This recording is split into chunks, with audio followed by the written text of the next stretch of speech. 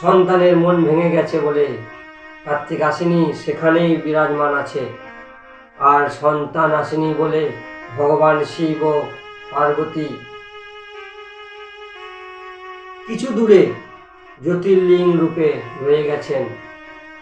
ওই কাঞ্চ পর্বত থেকে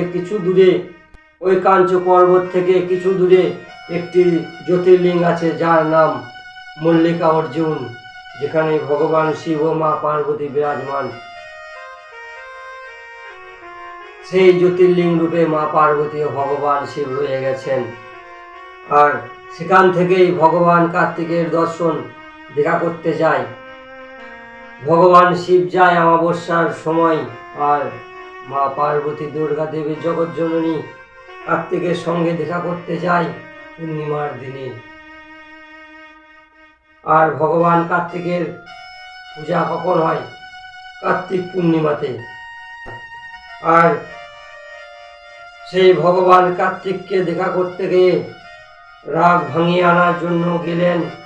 সেই রাগ ভাঙিয়ে আনতে গেলেন মা পার্বতী ও ভগবান শিব, কিন্তু এলেন না। আর সেখানেই বিরাজমান রইলেন মা পার্বতী ও ভগবান শিব জ্যোতির্লিঙ্গ রূপে, যার নাম হলো মল্লিকা অর্জুন।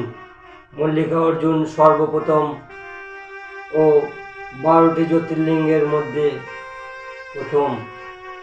তাই ভগবান গণেশ, মা পার্বতী, ভগবান শিব ও কার্তিক পরিবার সহ এই কীর্তন লীলাটি সম্পূর্ণ হলো।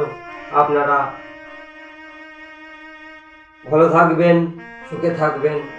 রাম রাম, নমঃ শিবায়। শ্রী শিবায় নমস্তুভ্যং। নমঃ শিবায়।